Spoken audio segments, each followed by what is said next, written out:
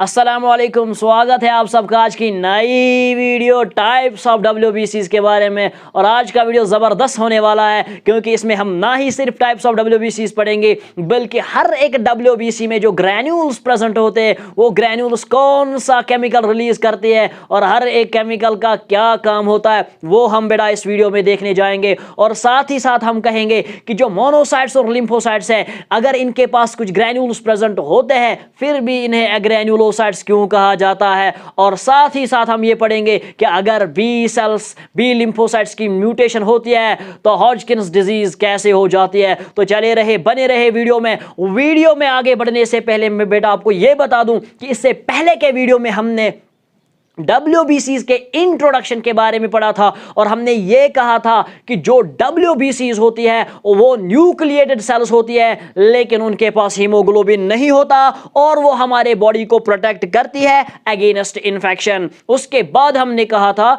कि जो WBCs होती है इनकी शेप इरेगुलर होती है, इनकी शेप फिक्स नहीं होती। उसके बाद नंबर के बारे में हमने बात की थी, हमने कहा था इनका नंबर 5000 to 10,000 होता है। और लाइफ स्पेन की बात अगर करें तो इनका लाइफ स्पेन 12 to 20 डेज होता है। हालांकि ये लाइफ स्पेन जो है वेरी करता है, डिफरेंट WBCs का लाइफ स्पेन डिफरेंट होता है। न्यूट्रोफिल्स का अलग है, एसिनोफिल्स का अलग है, बेसोफिल्स का अलग है, मोनोसाइट्स का अलग है और लिम्फोसाइट्स का अलग है। उसके बाद हमने कहा था कि कभी कभार WBCs का नंबर कम हो जाता है जिसे ल्यूकोपीनिया कहा जाता है और कभी कभार WBCs का नंबर जो है बेटा वो इंक्रीज हो जाता है और जिसको हम ल्यूकोसाइटोसिस कहते हैं, या अगर वो डेंजरस है या अगर वो पैथोलॉजिकल है तो उसे हम बेटा ल्यूकेमिया कहते हैं। क्लियर? तो आज के इस वीडियो में हम टाइप्स ऑफ WBCs के बारे में पढ़ने जा रहे हैं, यानी टाइप्स ऑफ ल्यूकोसाइट्स के बारे में पढ़ने जा रहे हैं। तो यहाँ की ओर नजर रखेंगे बेटा आप, जब हम टाइप्स ऑफ WBCs की बात करेंगे तो साफ सी बात है कि WBCs के सिर्फ दो टाइप से, एक होते हैं बेटा granulocytes. The first one are called as granulocytes and the other one are called as agranulocytes. Agranulocytes. तो WBCs के दो टाइप्स होते हैं, ग्रैन्युलोसाइट्स एंड एग्रैन्युलोसाइट्स। मेरी ओर नजर रखें, अगर हम सपोज करें ये एक ब्लड वेसल है और इस ब्लड वेसल में बेटा ब्लड है और ब्लड में बहुत सारी सेल्स है, RBCs है, WBCs है और प्लेटलेट्स है। ये स्मॉल फ्रेगमेंट जो दिख रही है ये प्लेटलेट्स है। अगर आप गौर से देखोगे, गौर से देखने का मतलब अगर आप इसको स्टेन करोगे और फिर माइक्रोस्कोप के जरिए से देखोगे तो बेटा आपको ये WBCs देखने को मिलेंगी। क्लियर? ये WBC जो मैंने ब्लैक मार्कर से सर्कल की हुई है ये WBCs में मैंने बनाई है। तो अगर आप माइक्रोस्कोप के जरिए से स्टेन करके देखोगे तो बेटा आपको दो किस्म के WBCs देखने को मिलेंगे। आधे WBCs बेटा वो देखने को मिलेंगे जिनके पास ग्रैन्यूल्स होते हैं और आधे WBCs बेटा वो देखने को मिलेंगे जिनमें कोई भी ग्रैन्यूल प्रेजेंट नहीं होता। यहां की ओर नजर रखेंगे आप कि जो WBCs ग्रैन्यूल्स कंटेन करती है, यानी जिन WBCs में ग्रैन्यूल्स प्रेजेंट होते हैं उन वाले बेटा WBCs को बेटा ग्रैन्युलोसाइट्स कहा जाता है। यानी ग्रैन्युलोसाइट्स वो WBCs होती है जिनके पास ग्रैन्यूल्स होते हैं, लेकिन साथ ही साथ कुछ WBCs ऐसी होती है जिनके पास बेटा ग्रैन्यूल्स प्रेजेंट नहीं होती है।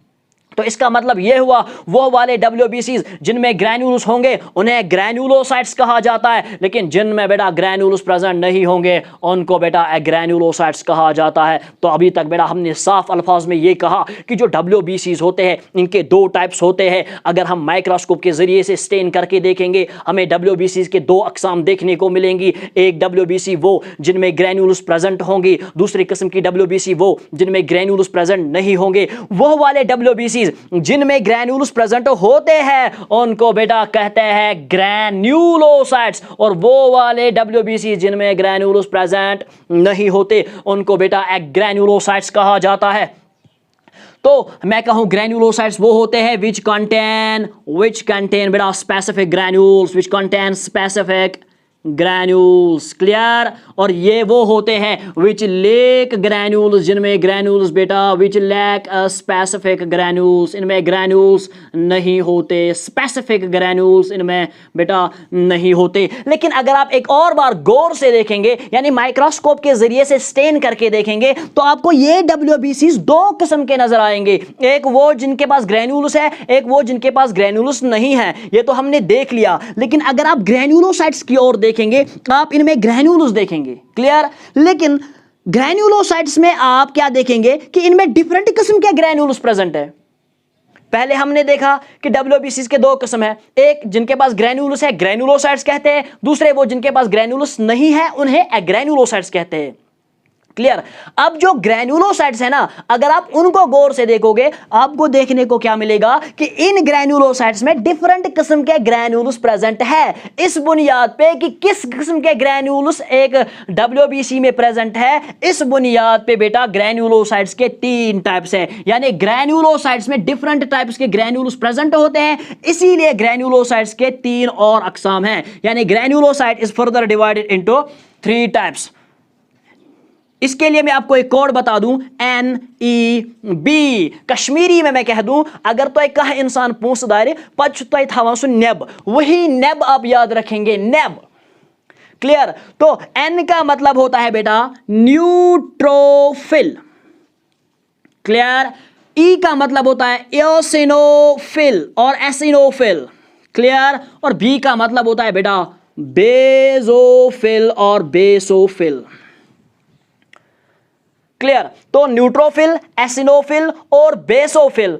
अगर हम ग्रैन्युलोसाइट्स की बात करेंगे तो इसमें भी तीन किस्म है, इसमें एक होते हैं दो किस्म है इसमें। एक होते हैं मोनोसाइट्स,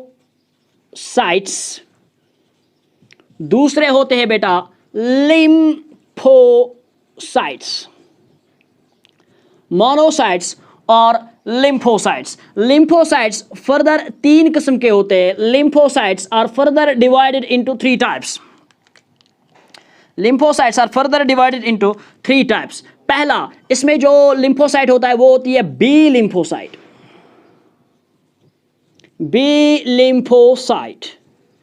और होती है टी लिम्फोसाइट,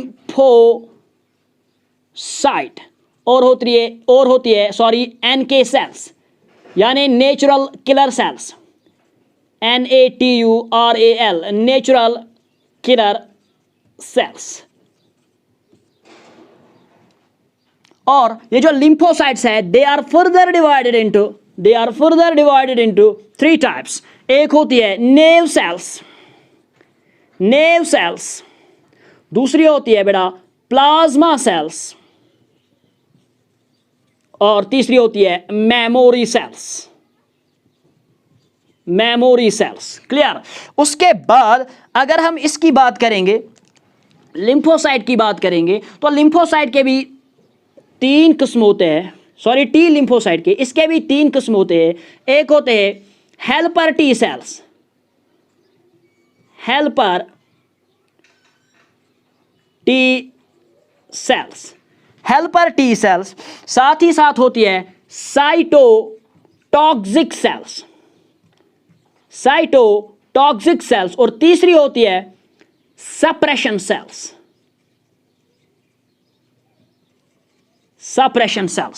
क्लियर। न्यूट्रोफिल्स हमने क्या कहा, हमने कहा कि जो ल्यूकोसाइट्स होते हैं इसके 2 किस्म होते हैं, ग्रैन्युलोसाइट्स जिनमें ग्रैन्युल्स प्रेजेंट होंगे और एग्रैन्युलोसाइट्स जिनमें ग्रैन्युल्स प्रेजेंट नहीं होंगे। सबसे पहले हमने कहा कि ग्रैन्युलोसाइट्स में 3 किस्म है, न्यूट्रोफिल्स, एसिनोफिल्स और बेसोफिल्स। और एग्रैन्युलोसाइट्स में 2 किस्म है, मोनोसाइट और लिम्फोसाइट। लिम्फोसाइट में फर्दर 3 किस्म है, B lymphocyte, T lymphocyte, natural killer cells. Clear. B lymphocyte उसमें नेव सेल्स आती है, प्लाज्मा सेल्स आती है और मेमोरी सेल्स आती है। उसके बाद टी लिम्फोसाइट, इसमें हेल्पर टी सेल्स आती है। शायद आपको यहां से रिफ्लेक्शन पड़ रही होगी लाइट की तो नहीं दिख रहा होगा, तो लिखिए helper T cells, cytotoxic cells and suppression cells. Clear. अब हम इन सारों को एक एक करके पढ़ेंगे। न्यूट्रोफिल क्या होती है, एसिनोफिल क्या होती है, बेसोफिल क्या होती है, मोनोसाइट क्या होती है, लिम्फोसाइट क्या होती है, फिर ये सारे अकसाम हमने अलग अलग करके पढ़ने हैं। आज के वीडियो में हम सिर्फ न्यूट्रोफिल के बारे में बात करेंगे, बाकी अगले वीडियो में हम एसिनोफिल और बेसोफिल के बारे में बात करेंगे, फिर तीसरे लेक्चर में हम इन दोनों के बारे में एक साथ बात करेंगे। क्लियर? फिलहाल आज के वीडियो में हम न्यूट्रोफिल के बारे में बात करते हैं। सबसे पहले हम बात करेंगे न्यूट्रोफिल्स की। न्यूट्रोफिल्स के बारे में आप याद रखेंगे कि they take both the stains, acidic stain as well as basic stain. जब हम एसिनोफिल्स की बात करेंगे तो उनमें रेड ग्रैन्यूल्स प्रेजेंट होते हैं। अगर हम बेसोफिल्स की बात करेंगे उनमें ब्लू ग्रैन्यूल्स प्रेजेंट होते हैं। लेकिन जो न्यूट्रोफिल्स होते हैं ये दोनों स्टेन्स लेती है, इनमें रेड ग्रैन्यूल्स भी प्रेजेंट होंगे, इसमें ब्लू ग्रैन्यूल्स भी प्रेजेंट होते हैं। तो मैं कहूं they take both the stains, they take both acidic as well as basic stain. They take both acidic and a basic stain. Clear? तो पहले बात आपने याद रखी कि न्यूट्रोफिल्स दोनों स्टेन्स लेती है, acidic as well as basic. इसमें दोनों ग्रैन्यूल्स प्रेजेंट होते हैं, red granules as well as blue granules. लेकिन चूंकि इसमें दोनों कलर के स्टेन्स प्रेजेंट होते हैं तो मैं ये कहूं कि इनका जो कलर होता है ना वो आप याद रखेंगे, वो होता है लीले कलर, पेल लीलेक। पेल लीलेक असल में एक फ्लावर का नाम है। जिस तरह फ्लावर का इस लीलेक फ्लावर का कलर होता है, उसी तरह ये जो न्यूट्रोफिल्स होती है इनके ग्रैन्यूल्स का ये कलर होता है। तो पेल कलर आप डायग्राम में भी देख रहे होंगे, मैंने नीचे दी हुई है तो आप चेक कर लेंगे वहां से। तो न्यूट्रोफिल्स क्या होते हैं, they take both the acidic as well as basic stain. और इनका जो कलर होता है ग्रैन्यूल्स का वो पेल लीलेक होता है। उसके बाद साइज के बारे में अगर हम बात करें तो इनका साइज होता है 10 to 12 micrometers in diameter. They are 10 to 12 micrometers in diameter. Am I clear? हाँ, तो इनका डायमीटर कितना होता है न्यूट्रोफिल्स का, 10 to 12 माइक्रोमीटर्स इन। और हमारे ब्लड में यानी WBCs में सबसे ज्यादा न्यूट्रोफिल्स प्रेजेंट होती है। कितनी होती है? They are 50 to 70%।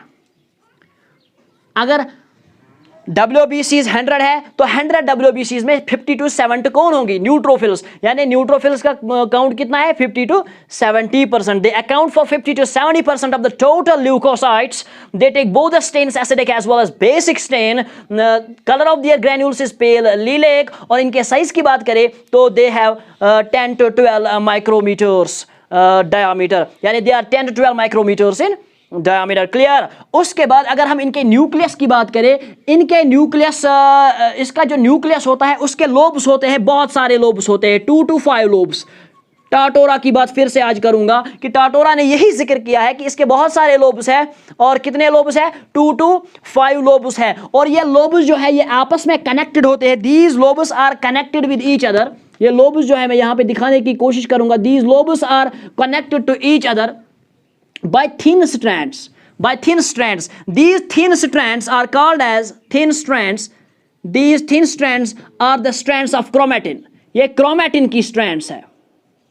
क्लियर? यानी मैं यूं कहूं कि जो न्यूट्रोफिल्स होते हैं they are 50 to 70% in our blood, यानी they account of 50 to 70% of total leucocytes. अब they take both acidic as well as basic stain. अब इनके ग्रैन्यूल्स का कलर पेल लीलेक है, इनका साइज 10 to 12 माइक्रोमीटर्स है। और इनके पास बहुत सारे लोब्स है, 2 to 5 लोब्स है। हर एक लोब आपस में कनेक्ट होता है क्रोमेटिन के थिन स्ट्रैंड से। क्लियर? यानी क्रोमेटिन का थिन स्ट्रैंड जो है वो इन लोब्स को आपस में कनेक्ट करता है। अब चूंकि इनमें बहुत सारे लोब्स हैं इसीलिए न्यूट्रोफिल्स को पॉलीमॉर्फो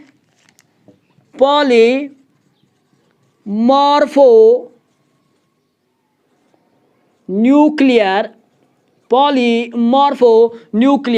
ल्यूकोसाइट्स कहा जाता है।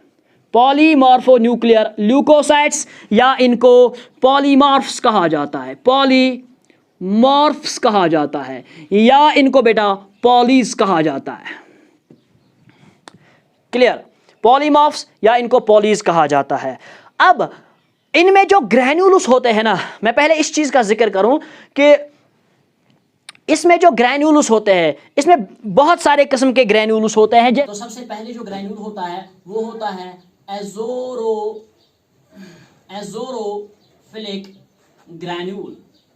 सबसे पहले ग्रैन्यूल्स जो होते हैं वो होता है एज़ोरोफिलिक ग्रैन्यूल्स। मैंने कहा कि जो न्यूट्रोफिल्स होते हैं इनमें बहुत सारे किस्म के ग्रैन्यूल्स होते हैं, यानी जो न्यूट्रोफिल में ग्रैन्यूल्स होते हैं वो सारे के सारे आइडेंटिकल नहीं होते, वो सेम नहीं होते, उनकी फंक्शन अलग होती है, वो डिफरेंट किस्म के ग्रैन्यूल्स पाए जाते हैं। सबसे पहले जो है वो है एज़ोरोफिलिक ग्रैन्यूल्स, दूसरे जो है वो है बेटा specific granules, clear, specific granules. उसके बाद जो तीसरे हैं वो है बेटा जिलेटिनेस ग्रैन्यूल्स, और बेटा जो चौथे है वो है सिक्रीटरी ग्रैन्यूल्स, क्लियर। अगर हम सबसे पहले किसके बारे में बात करें, एज़ोरोफिलिक ग्रैन्यूल्स के बारे में। लेट अस सपोज ये न्यूट्रोफिल में एक ग्रैन्यूल है, इसको मैं यहां पे थोड़ा समझाने के लिए बता दूं। Let us suppose this is azurophilic granule. अब ये जो एज़ोरोफिलिक ग्रैन्यूल्स है इसमें कुछ केमिकल्स होते हैं, इसमें बहुत सारे केमिकल्स होते हैं। पहले आप ये बात याद रखेंगे कि एज़ोरोफिलिक ग्रैन्यूल्स को प्राइमरी ग्रैन्यूल्स भी कहा जाता है, they are also called as primary granules, और they are called as large granules, clear. अब ये जो एज़ोरोफिलिक ग्रैन्यूल्स होते हैं ये कुछ केमिकल्स रिलीज करते हैं, इनमें बहुत सारे केमिकल्स होते हैं। कौन कौन सा केमिकल इसमें होता है, सबसे पहले इसमें होता है बेटा माइलोपेरोक्सीडेस। दूसरा बेटा इसमें होता है माइलोपेरोक्सीडेस, उसके बाद होता है प्रोटीनेस,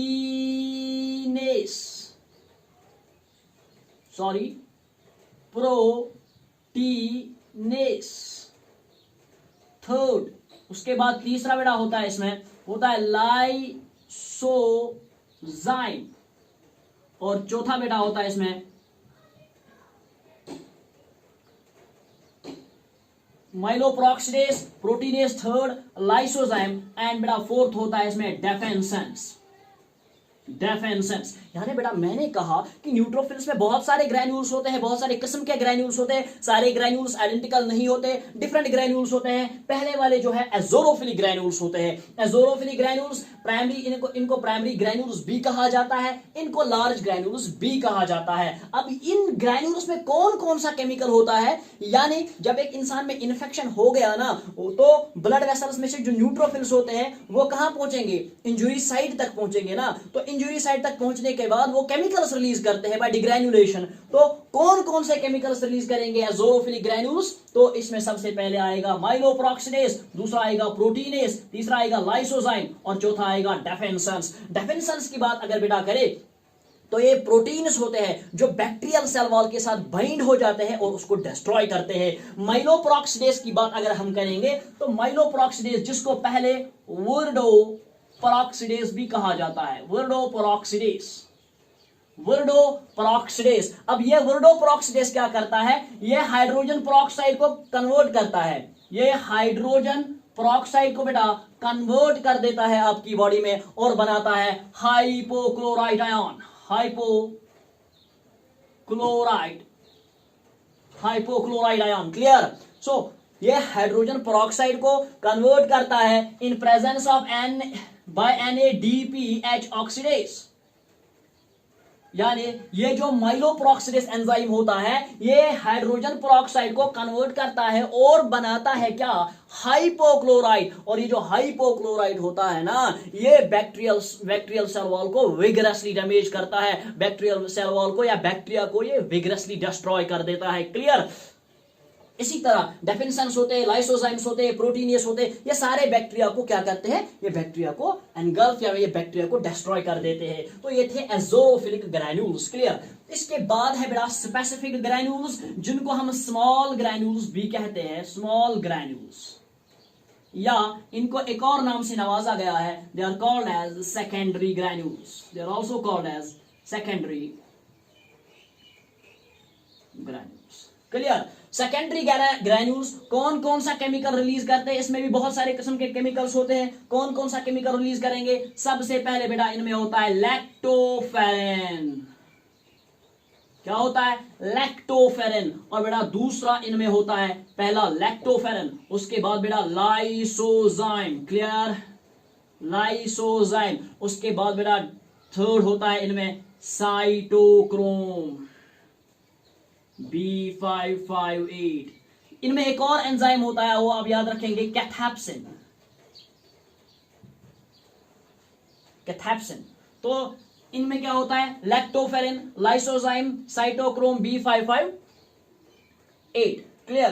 तो लैक्टोफेरिन का क्या काम है आपको पता है? लैक्टोफेरिन जो है वो मिल्क में प्रेजेंट होता है, तो आयरन कंटेनिंग प्रोटीन है बेटा। तो ये न्यूट्रोफिलस में भी प्रेजेंट होता है, और न्यूट्रोफिलस में जब ये प्रेजेंट होता है तो ये क्या करता है? ये लैक्टोफेरिन मेन क्या होता है इसमें जो है हाइड्रोजन पेरोक्साइड, जो कि NADPH की वजह से हमारे बॉडी में या रिलीज हो गया, तो उस हाइड्रोजन पेरोक्साइड को और सुपर ऑक्साइड को ये बेटा कन्वर्ट करता है और बनाता है free radicals, hydroxyl radicals release करता है। यानी जो लैक्टोफेरिन है, आयरन है ना इसमें, तो ये आयरन की वजह से क्या होता है?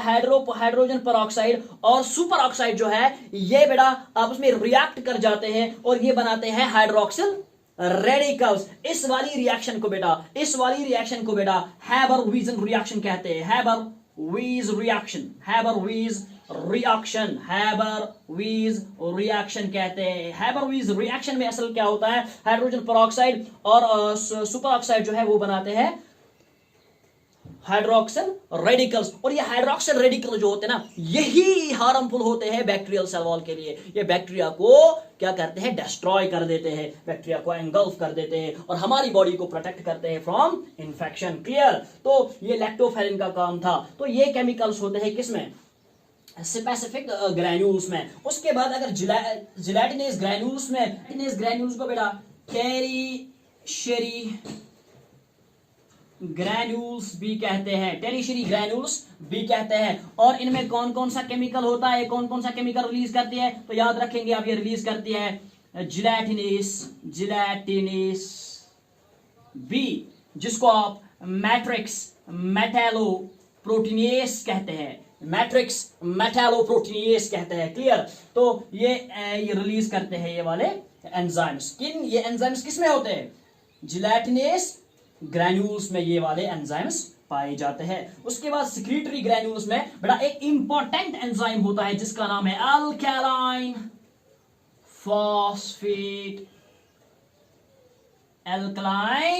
फॉस्फेट। और आपको पता है अल्कलाइन फॉस्फेट एक जबरदस्त एंजाइम है।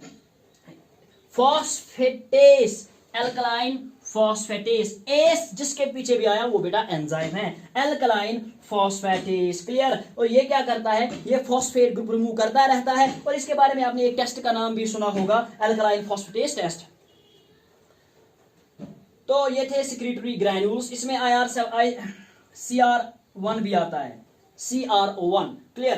तो ये ग्रैन्यूल्स के बारे में हम थोड़ा बात कर रहे थे। अब हम बात करेंगे बेटा, पहले मैं एक बार इसका रिव्यू दे दूं कि हमने कहा कि जो ग्रैन्यूल्स होते हैं न्यूट्रोफिल्स में वो डिफरेंट टाइप के होते हैं। सबसे पहले एज़ोरोफिलिक ग्रैन्यूल्स, जिनको प्राइमरी ग्रैन्यूल्स के नाम से भी जाना जाता है, जिनको लार्ज ग्रैन्यूल्स के नाम से भी जाना जाता है। और ये डिफरेंट केमिकल्स बेटा रिलीज करते हैं, जिसमें माइलोप्रोक्सीडेस आता है जो कि बेटा हाइड्रोजन पेरोक्साइड को कन्वर्ट करता है हाइपोक्लोराइड में, जो जो बैक्टीरिया ने इन्वेड किया हमारी बॉडी में उसको बेटा डिस्ट्रॉय करेगा। ये हमारी बॉडी के लिए भी हार्मफुल होता है। तो इसके बाद याद रखेंगे आप प्रोटीनियस थर्ड, लाइसोजाइम बेटा डेफिनेशन जो कि प्रोटीन्स होते हैं। उसके बाद स्पेसिफिक ग्रैन्यूल्स की अगर हम बात करें तो स्पेसिफिक ग्रैन्यूल्स को बेटा स्मॉल ग्रैन्यूल्स भी कहा जाता है, इनको बेटा सेकेंडरी ग्रैन्यूल्स भी कहा जाता है। क्लियर? और ये बेटा क्या करते हैं? इनमें कौन कौन सा एंजाइम होता है? ये कौन कौन सा एंजाइम रिलीज करते हैं? ये कौन कौन से केमिकल्स रिलीज करते हैं? लैक्टोफेरिन बेटा, लाइसोजाइम बेटा, साइटोक्रोम B558। और एक और याद रखेंगे आप,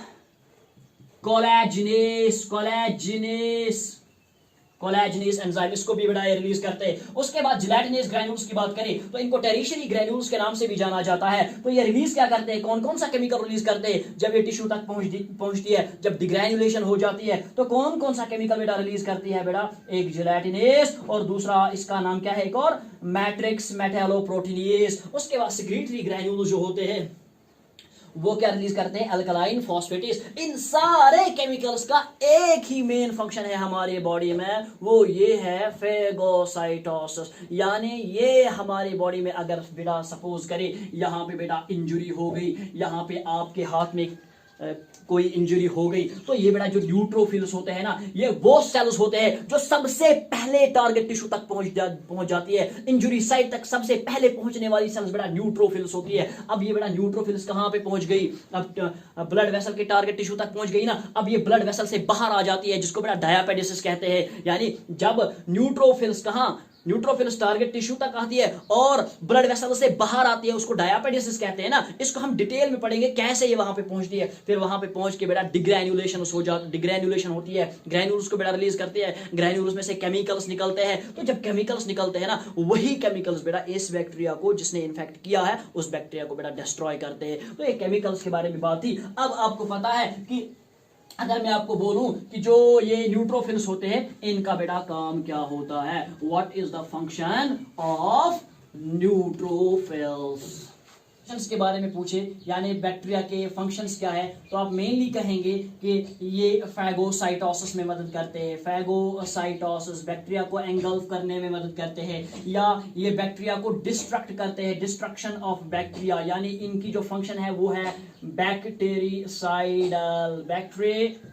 क्लियर। या मैं यूं कहूं ये प्रिवेंट करते हैं हमें, किससे, प्रिवेंट फ्रॉम इन्फेक्शन, हमारी बॉडी को प्रिवेंट करते हैं किससे, इन्फेक्शन से। या बेटा एक और फंक्शन आप याद रखेंगे, ये वोंड हीलिंग में भी मदद करते हैं, वोंड हीलिंग में भी बेटा मदद करते हैं, क्लियर। तो बाकी आने वाली वीडियो में हम डायापेटिस या एसिनोफिल्स वगैरह के बारे में बात करेंगे, क्योंकि न्यूट्रोफिल्स का एक इंपॉर्टेंट फंक्शन है वो है डायापेटिस, एक जबरदस्त फेनोमेना है बेटा, वो आने वाले वीडियो में हम पढ़ेंगे। तब तक के लिए अल्लाह हाफिज एंड फी अमानिल्लाह, वॉच शेयर एंड सब्सक्राइब।